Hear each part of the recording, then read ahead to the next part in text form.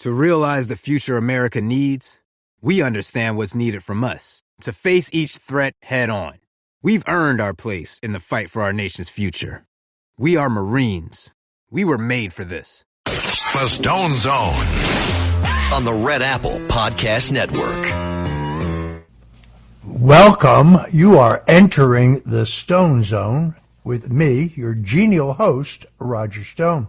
The big news of the day, National Security Advisor to President Donald Trump, Mike Waltz, has stepped down from that position, but is now being nominated by President Trump to be the UN ambassador.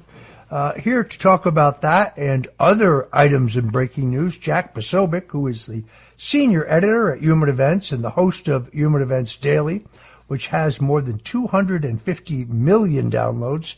Jack is a veteran U.S. Navy intelligence officer with deployments to Guantanamo Bay and East Asia. He's also very active in the Roman Catholic Church and a longtime friend of mine. Jack, welcome into the Stone Zone. Roger, thanks again for having me on. Quite an interesting day. So what do you make of this? In the wake, of course, of Signalgate, that was the Signal thread that became very, very public when Mike Waltz either intentionally or inadvertently added a critic from the Atlantic magazine to the thread, a scandal that the Democrats tried to blow out of proportion. The same Democrats who had no problem whatsoever with Hillary Clinton sending classified information over an illegal computer server, even though there was no classified information disclosed in this highly publicized thread, people immediately started screaming not for the head of Mike Waltz, but for the head of Secretary of Defense Pete Hegseth. In fact, National Public Radio falsely claimed that Hegseth's resignation was minutes away. That turned out to be false. What do you make of all this, Jack? Well, Roger, it's clear from this move that partially, I would say it goes towards the Signal situation, but for quite some time, President Trump has been making or sending out signals that he wanted to have some change up for the national security team. And one thing that Vice President Vance, of course, is pointing out, and he had an interview just a few minutes ago with Bret Baier, said that, look, he's actually been promoted to UN ambassadorship. Now, of course, Roger, this goes all the way back to the Halcyon days of the transition when, of course, there were a few people pointing out that when President Trump was making nominations from the House, that would leave various seats open, particularly that of Elise Stefanik up in New York. That's why after the Waltz race came down in Florida, Elise's race essentially, well, it never happened because her nomination was pulled, which left that open slot at the UN ambassadorship. So the idea then became, well, this could perhaps be an elegant way to tie the knot, thread the needle, to have Waltz retake that position. Now, of course, his seat has already been filled down in Florida. Elise stays back in the House, and then Rubio comes over, and I'm told this will be for a time maintain this position of the National Security Advisor and Secretary of State, which, of course, goes back to the days of Henry Kissinger, who performed the same role jointly under both Nixon and later the Ford administrations, a role that he was able to use really to wield considerable power over the foreign policy infrastructure, and something, quite frankly, that I think perhaps Marco Rubio, working with President Trump, will be able to do to great effect, because the foreign policy establishment that, as it's run out of the State Department, needs to be brought to heel. And I certainly hope that that is the goal put forward. Now, one of the names that we've also heard being potentially, although I hear he's not into it, is Steve Witkoff, of course, the president's best friend and personal envoy, and many of these special envoys from many of these hotspots around the world. Rick Grinnell is another name that's gone around. Sebastian Gorka, who's already serving on the National Security Council in a counterterrorism perspective, or perhaps other individuals that have been involved in the negotiations, like Michael Anton, have also been suggested. So it really is an interesting situation, Roger. And I think that the president, ultimately it comes down to this. The president is focused on his diplomatic agenda, the agenda of using sanctions, deals, and diplomacy, not bombs and bullets and missile strikes to enact American foreign policy, a change from the neoconservative, neoliberal agenda of the past. Yeah, I totally agree. One of the other interesting things that kind of got shifted to the side was not only did Walz resign his position, but Alex Wong, his chief deputy, the assistant national security, I guess would be deputy national security advisor, also losing his post. Now, he, based on his background, is a hardcore neocon, I believe actually a holdover from the Biden days. I think that is very significant. One other name that I would suggest that the president look at is a retired four-star General Charles Flynn, the brother of Michael Flynn, who very recently resigned as the head of the Pacific Fleet, a position that he held under Presidents Biden and Trump. Very respected in both the military and the intelligence community. I think he would be an excellent choice in terms of his position. I also think it's interesting in today's news that Tulsi Gabbard announced that she would be essentially opening an investigation into the actions of Dr. Anthony Fauci. Now, Fauci very clearly, if you listen to his testimony before the Senate under questioning from Senator Rand Paul, he clearly lied under oath about his knowledge regarding the creation of COVID-19. Let's listen to Tulsi Gabbard. But the thing that we are working with Jay Bhattacharya, the new NIH director, on with, as well as Secretary Kennedy, is looking at the gain-of-function research that, in the case of the Wuhan lab, as well as many of these other biolabs around the world, was actually U.S. funded and leads to this dangerous kind of research that, in many examples, has resulted in either a pandemic or some other major health crisis. Well, let me ask you specifically, because we already know that EcoHealth Alliance was partnering with this Wuhan lab to do gain-of-function research. That's right. We just have never been able to have somebody say, it was that exact experiment that led to this COVID bug. But have we gotten there? What's the new thing that you're digging in on? We are working on that with Jay Bhattacharya and look forward to being able to share that, hopefully very soon. Okay. That specific link. Correct, between the gain-of-function research and what we saw with COVID-19. I mean, that would be extraordinary because, just so the audience knows, if that's true, if it was Peter Daszak's research with the Wuhan so-called bat lady that caused this pandemic, then we did fund it. Then Anthony Fauci helped fund the pandemic. The thing that he denied over and over and over to Senator Rand Paul's questioning. That's right, under oath. Under oath, exactly. So is it any wonder that he sought a preemptive pardon for anything during a certain period of time by President Biden before he left office? And then strong-armed and smeared people like Dr. Jay Bhattacharya, anybody who came out and said, I don't know if that's natural. This actually smacks of lab. And the reason why this is so important is not just what happened in the past. It's because this gain-of-function research is happening in biolabs around the world. I got attacked, and I think you saw this. We've probably talked about it on your show before, when I warned against U.S.-funded biolabs in Ukraine when the Russia-Ukraine war kicked off for this very reason. Who knows what kinds of pathogens are in these labs, and if released, could create another COVID-like pandemic. And for that, I was called a Russian asset. You're, trumpeting Putin's talking points, all of this nonsense, simply for speaking the truth and stating facts that, by the way, are still on U.S. Embassy Ukraine's website today about how the U.S. has funded these biolabs in Ukraine. But my point is, in order to prevent another COVID-like pandemic or another major health incident that could affect us in the world, we have to end this gain-of-function research and provide the evidence that shows exactly why and how it's in our best interest, the American people's best interest, to bring about an end to it. Tulsi Gabbard there dropping bombs. If you're just tuning in, This is the Stone Zone. We're talking to Jack Posobiec, the senior editor at Human Events.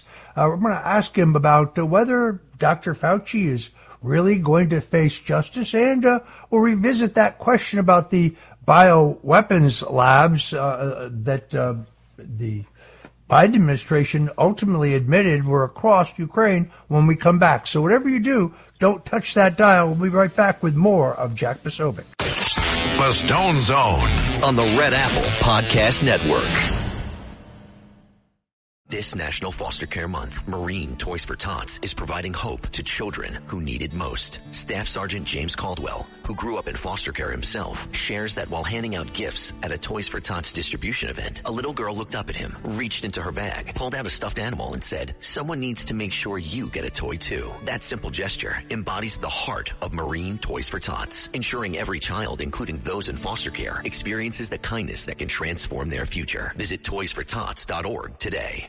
Greg Kelly here with an urgent retirement warning. President Trump's return is set to usher in a new golden age. But growing trade tensions and China's ruthless attack on the dollar have rattled the markets. That's why Warren Buffett just dumped $133 billion in stocks. And so too have Jeff Bezos, Larry Page, and even Jamie Dimon, CEO of the world's largest bank. That's why thousands of informed IRA and 401k savers are now shielding their savings with gold. And the experts at Colonial Metals Group are the only folks I trust to help you to do the exact same thing, especially now after Rich Dad Poor Dad author Robert Kiyosaki warned of a coming market crash. So visit freegoldguide.com/Kelly or call 800-655-5186. You'll get a free gold guide on how to bulletproof your wealth with gold tax-free. Plus, see if you qualify for a free home safe and as much as $7,500 in free silver. Once again, that's freegoldguide.com/Kelly. Did you know that hunger affects thousands of our neighbors? Right here in Nassau and Suffolk counties, Long Island Cares, funded by the legendary Harry Chapin, is dedicated to changing that. They partner with nearly 400 agencies to provide food, education, and support those in need. Visit licares.org to see how you can help. Through donations, volunteerism, or corporate partnerships, your support is critical. Go to licares.org today and be part of the solution. No one should go hungry. That's licares.org. The Stone Zone, entertaining and informative On the Red Apple Podcast Network. And you're back in the Stone Zone. We're talking to Jack Posobiec, senior editor of Human Events, and without any question, one of the single most influential young conservative voices in the country today. We're very pleased to have Jack with us. Jack, the most interesting thing about that cut from Tulsi Gabbard, who I know you and I both admire and support, was her reference to the bioweapons labs in Ukraine, something that the Biden State Department official Victoria Nuland blurted out in a congressional hearing, then tried to walk back unsuccessfly. What did you make of that? Well, Roger, I think this is something where Tulsi Gabbard and the lieutenant colonel there, who as DNI, is not content to simply sit back and collect a paycheck and receive accolades or something like that. She's continuing the same career path that you saw from when she was really, to borrow a term from John McCain, a maverick. She was a maverick Democrat. She was someone who was willing to go rogue on things like radical Islam because she knew it was simply the truth, even when Barack Obama and the leaders of her own party didn't want her to say so. And I think that's one of the many reasons that set her on the path that where she now lives in the Republican Party and is welcomed with open arms. But this idea of looking at national security pictures and understanding the scope of the environment writ large for the American people is covered with so many lies by people like Nuland, people like Fauci, and so many others who absolutely need to be investigated for the things that they have said to Congress. Now, Nuland, perhaps she's at least a little bit smarter than Fauci because she at least didn't lie about the biolabs when she was asked about it. She admitted that there were labs, in fact, but said they were for research purposes only. Fauci, on the other hand, definitively stated again and again to Senator Rand Paul that there was no gain-of-function experiments that were funded at the Wuhan lab by the U.S. government. Now, we know that that was completely false. And perhaps if it can be determined that Fauci did know about that at the time and there was a leak up, well, then perhaps there's some work for Pam Bondi and FBI Director Kash Patel. I must tell you, as a 50-year veteran of American politics, as well as a veteran of 13 national presidential campaigns, I've said it flatly, I'll say it again, I believe that Tulsi Gabbard will be the first woman president of the United States. Not necessarily in 2028, she's only 43 years old, but I have rarely seen this level of not only principle, but charisma and communication skills. I think she's doing an amazing job in her current position. I noticed today in an interview with Megyn Kelly, rather than playing that game of saying, no, I am not interested, she was very candid about the fact that, yes, she's very open to some point in the future being a candidate for president again. I applaud that idea. Look, I'm not trying to take away from any other prospective candidate. That's the great thing about the Republican Party. We've got a bench. They have no bench. Their bench is J.D. Pritzker. He's the whole bench himself, if you know what I mean. Well, that's right, Roger. And in fact, Tulsi Gabbard was their bench at one point. She was their rising star. And rather than embrace her and embrace the star power and embrace the power of this new populist movement, this new brand of politics that we see in America, much of which also, I would argue, it goes across the aisle. It is a bipartisan effort through the MAHA movement and this new form of coalition politics that the Democrats easily could have outboxed the Republicans on at any point if they chose instead to drive these people like RFK, like Tulsi Gabbard and others out of their party and into the arms of Donald Trump's new Republican Party, which was formed specifically for this purpose. Of course, President Trump himself, a former Democrat, Elon Musk, a former Democrat. So many people have crossed over, and I really believe that the MAHA movement is an indelible inflection point of that movement that is probably, if I were to say, the only movement in America that might actually be more popular than MAGA itself.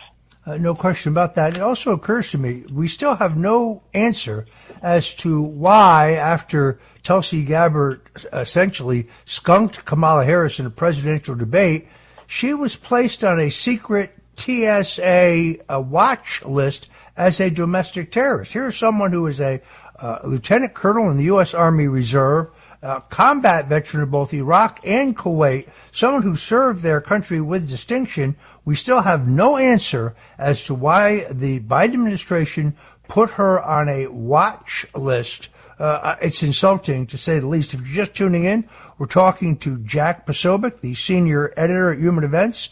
As I say, one of the most influential and respected young conservative voices in the country today. Jack, you and your brother were assaulted by some Democrat thugs up on Capitol Hill. When we come back, I want to ask you about that. But there's a new propensity to advocate for violence among today's Democrats. J.B. Pritzker, who we spoke about a few minutes ago, saying that Republicans should not have a moment's rest.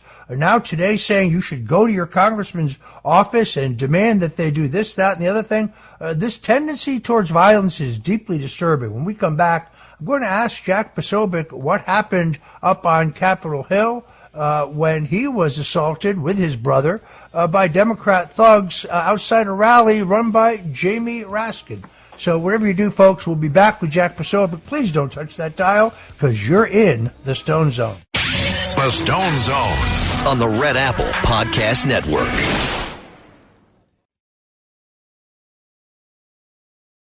The Stone Zone, entertaining and informative. On the Red Apple Podcast Network.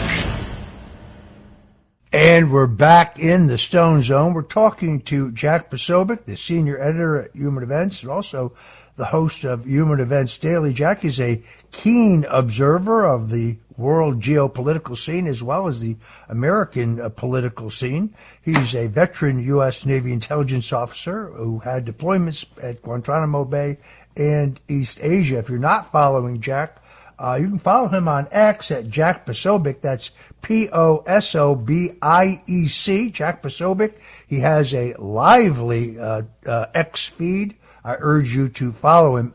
Jack, you and your brother were assaulted by Democrat thugs on Capitol Hill this past week. Tell us what happened.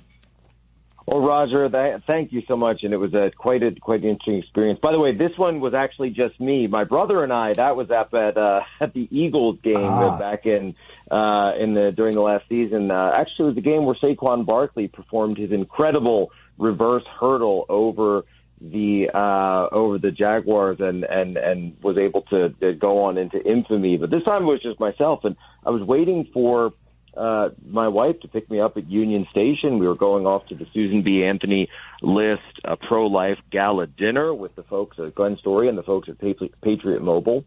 And I came out and I saw a rally of some sort, a group of people wearing blue shirts that said Federal Workers Matter. And I ascertained it may be some sort of Democrat political union rally of some sort. So I traveled over and I saw that they were listening to someone who was in the middle speaking, but I couldn't quite tell who it was because there wasn't a stage, and the individual appeared to not be taller than any of the others in the group, so I couldn't quite tell who it was. I got closer, and I found out that it was, in fact, Congressman Jamie Raskin, one of the point people for both President Trump's impeachments as well as the unconstitutional January 6th committee, which led to the lockup of 1,500 American patriots, including many members of the president's former administration, such as Dr. Peter Navarro, who is also currently in the administration.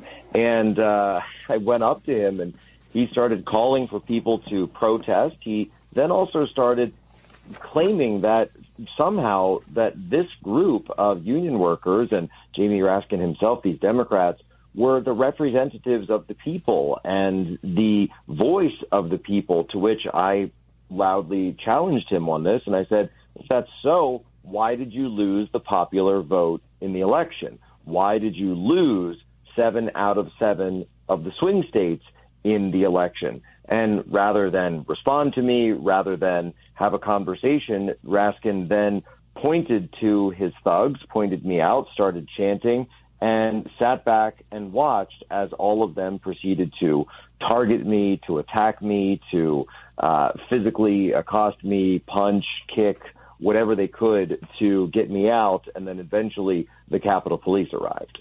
So let me get this straight. Raskin didn't ask the crowd to stop assaulting you. He essentially pointed you out in order to egg the crowd on.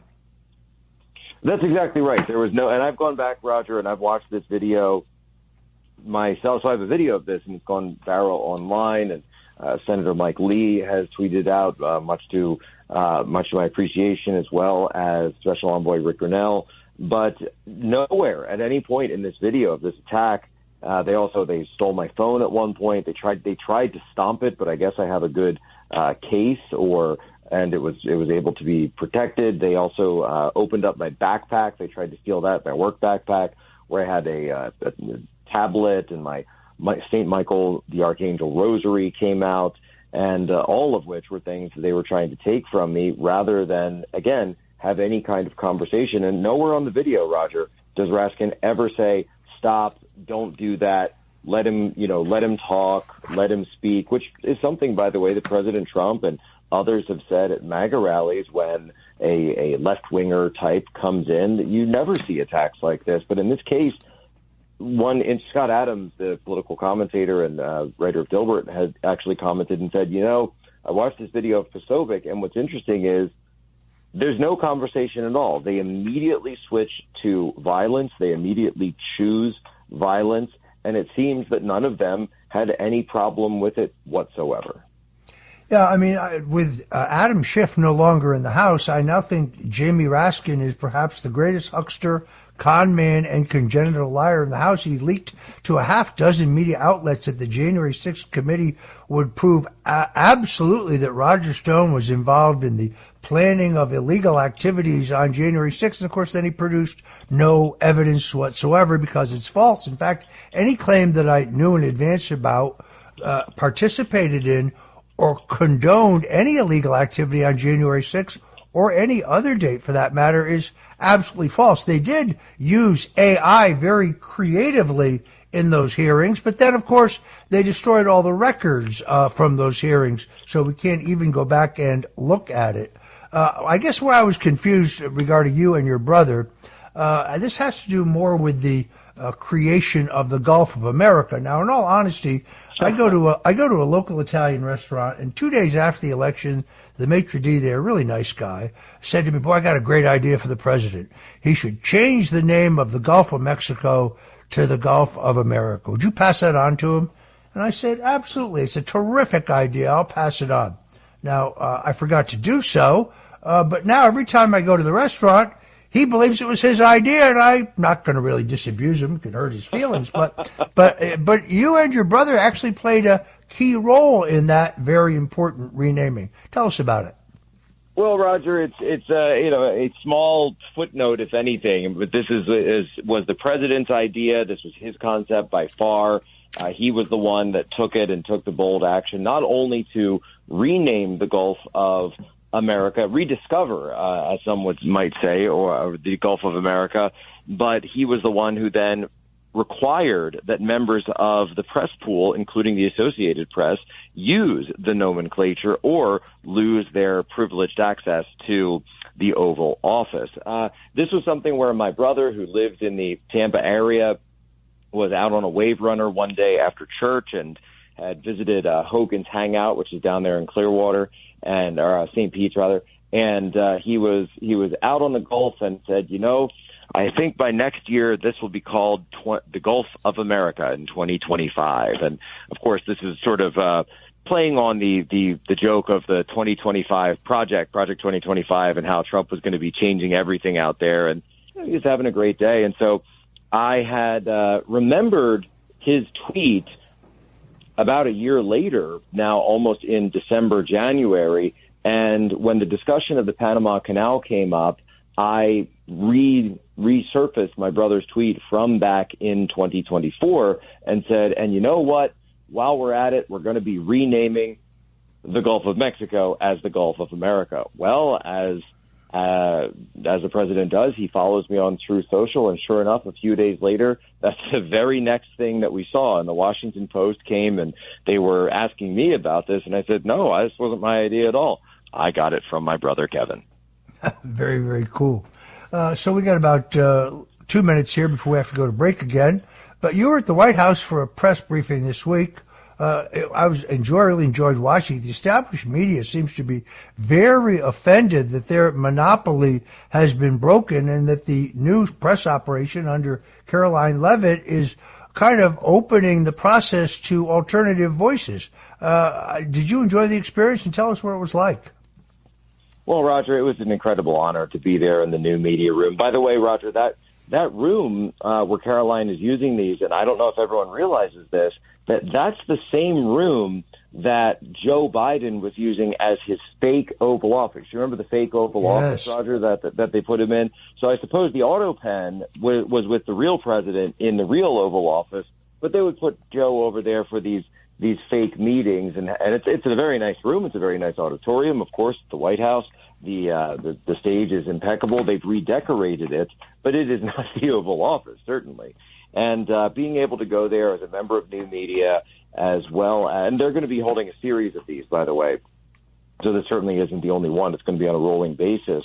It shows the Trump administration's commitment to radical transparency, and it's something where the old media, the dinosaur media, the legacy media, just can't stand it, because they're giving access to people who, by the way, in many cases, we have far more listeners, viewers, and watchers than any of this legacy media. And the stories that they put out, things like that, obviously Tulsi Gabbard was just talking about moments ago, lies about Ukraine, lies about COVID, lies about everything Anthony Fauci said, no one is listening to them anymore. So the White House understands which way is the wind is blowing. They understand where the puck is going, and I think it's a real honor to be able to go there. And in fact, the question that I asked was in regards to this rise in leftist violence that we've seen, attacks on anyone who's a Tesla dealer, folks like Luigi Maggioni being championed by CNN and a former prominent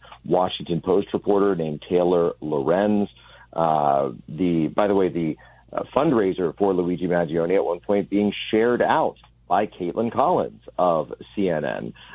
You also see the embrace of these organizations like Tren de Aragua or MS-13, both of which are criminal organizations. MS-13, by the way, is explicitly satanic. And so you bundle all of this together, and we have to realize that what we're dealing with now on the far left, but increasingly even in the mainstream left, is an embrace of political violence rather than the denouncing of it. And, of course, President Trump knows this better than anyone because 2 Democrats tried to kill him in the last presidential campaign. And we're going to talk about that when we come back with Jack Posobiec. But first, we're going to take a quick break. You're in the Stone Zone. Don't leave. The Stone Zone on the Red Apple Podcast Network. The Stone Zone on the Red Apple Podcast Network. And we're back in the zone. We're talking to Jack Posobiec, senior editor at Human Events. Jack, this past week it was reported that one of Jeffrey Epstein's victims, Virginia Giuffre, who I actually interviewed for 12 hours of audio for my 2015 book, The Clintons' War on Women. I also read every word of her sworn testimony. I must tell you, she was the single most damning witness in terms of the interactions between Jeffrey Epstein and Bill Clinton. It was reported that she committed suicide. Having interviewed her, having read her testimony, having followed the story where she was hit by a bus several weeks ago, then specifically put out a statement saying that she was not in any way suicidal. I, for one, don't believe that she committed suicide. And now let's listen to what her father, Sky Roberts, said. Tell me about your reaction when you heard that she'd taken her life. Well, first of all, I couldn't even believe it. I started crying right away. I'm still crying. I can't believe that this is happening. It's impossible. And then for them to say that she committed suicide, there's no way that she did. Somebody got to her. Yeah, Jack, your view? I mean, Roger, this just goes to show is another pattern of a strange suicide that's associated with Jeffrey Epstein, obviously his own, being completely occluded from the record, no records found, no cameras found. This is something where, as far as I know, there's also a strange car accident that happened to Virginia Giuffre about 1 month prior to this that I don't think anyone has necessarily dug into much yet. She claimed that her car collided with a bus that was traveling 70 miles an hour, and she was actually hospitalized at this point, and yet no police came to the scene. Roger, these things are very strange, and this is something where we absolutely need not only the complete cooperation of the Five Eyes community, you working with national security through our DNI, but of course with the FBI as well. She's a U.S. citizen. This is someone who absolutely needs to be investigated, although we've got to make sure that the individual investigators on this are specifically chosen by Dan Bongino and Cash Patel themselves. Jack, I think somehow you may be confused. You see, the security guards at the New York Metropolitan Corrections Center, they just happened to be sleeping, and the security cameras were just not functioning that night. But Bill Barr came out and told us definitively, "Don't worry, Jeffrey Epstein definitely committed suicide." Even though one of the leading pathologists who examined Jeff Epstein said that there was no markings consistent with that finding. I guess my biggest question here is a simple one.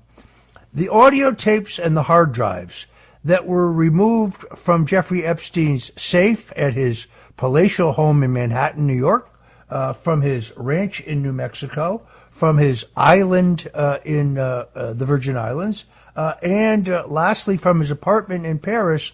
Where are those hard drives? Where are those videotapes?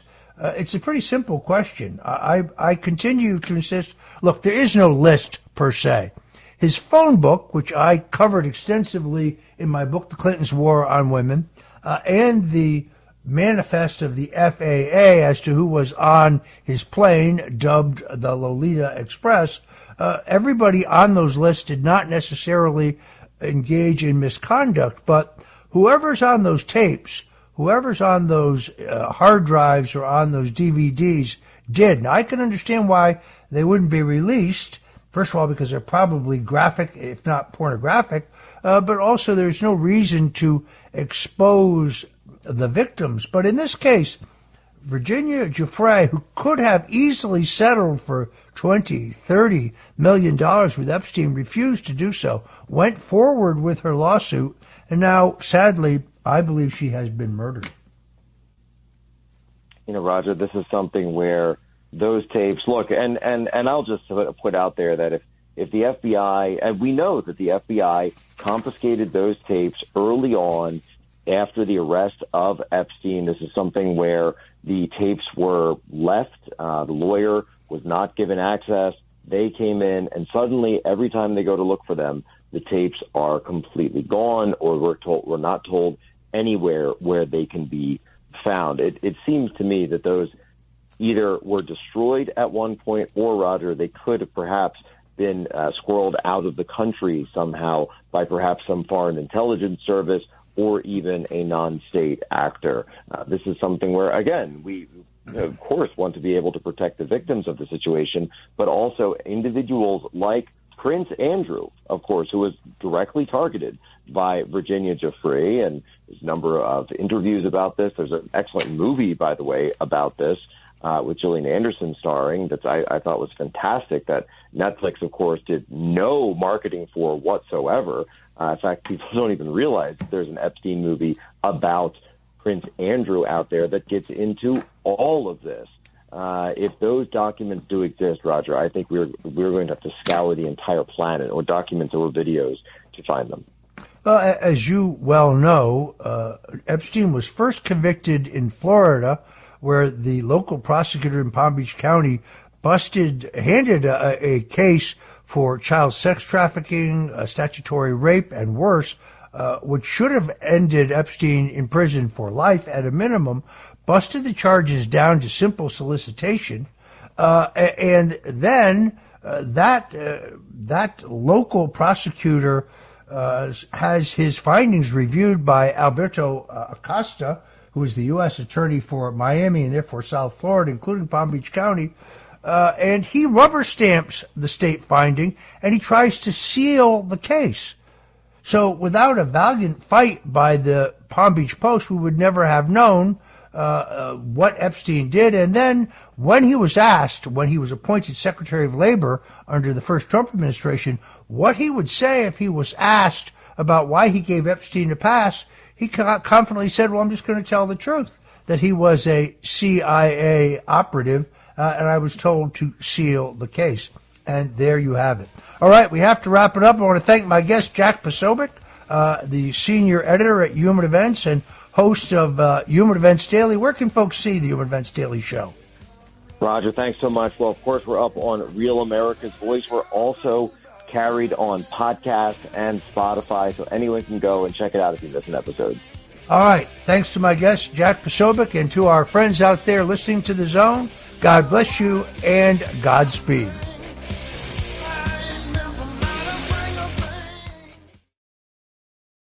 Larry Kudlow here with an urgent warning. While we celebrate Trump's historic win, inflation continues to drain your IRA and 401k. And China is now targeting your money with a kill shot on the dollar. That's why thousands of Americans are shielding their savings with gold and contacting the experts at Colonial Metals Group. Gold has protected American wealth through every financial war. For a free 2024 gold guide that explains everything, please go to freegoldguide.com/Kudlow or just call 800-621-3908. The experts at Colonial Metals Group are the only folks I trust to help you bulletproof your wealth with gold. Go to freegoldguide.com/Kudlow or just call 800-621-3908. That's 800-621-3908 for a free 2024 gold guide to learn how you can protect your life's work and if you qualify for a free home safe and up to $7,500 in free silver right now. freegoldguide.com/Kudlow.